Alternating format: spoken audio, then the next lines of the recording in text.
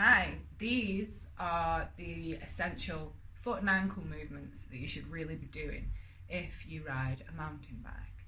Now, without getting into too much, because I just want you to be able to get into the class, your feet are one of your finest bits of kit. And we've got 3 arches in them that we need to keep working properly to support our ankles, to support our knees, to support our hips, to support the function all the way up the chain. So while you might just shove those feet into a pair of 510s and ride and think, I'm fine, my feet are just on the pads, and you try and keep them on the pads, actually there is so much more work that you could be doing that can improve your overall physical ability. So let's get into it.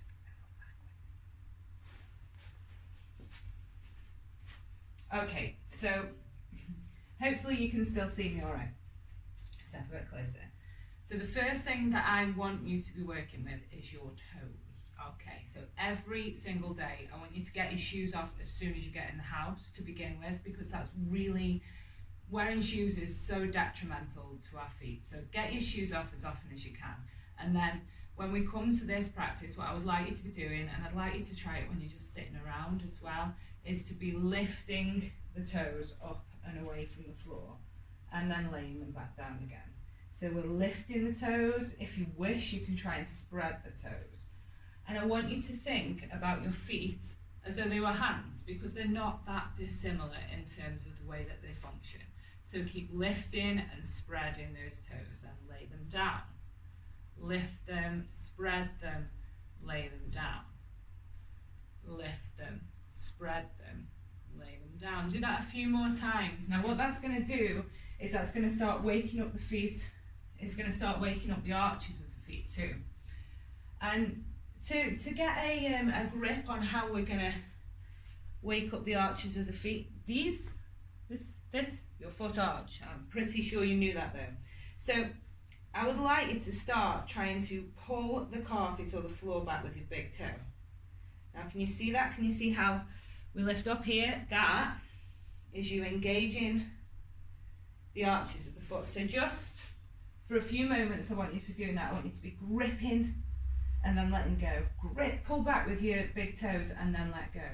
Pull back with your big toes and then let go. Okay, so we've done that a few times. Give your feet a little shake and do a little dance. And the next thing I'm going to do is once termed pingu feet, and I really can't think of a better phrase for it. So pingu feet goes like this.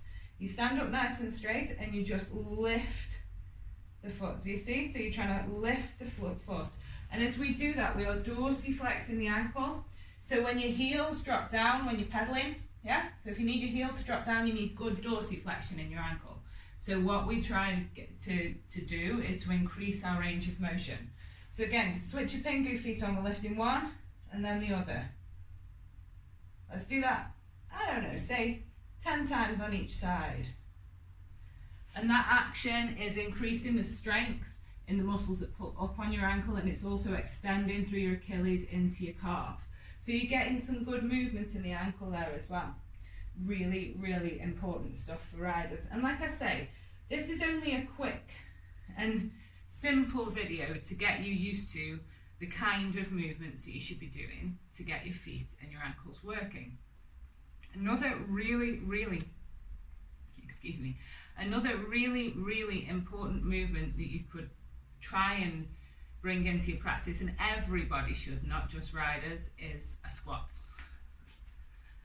Full, deep squat. So I want you to play around with this and see, one, can you find a squat? And then when you're in a squat with nice wide feet, what's happening? Are your feet trying to escape outwards? Are they rolling inwards? Can you lift your toes?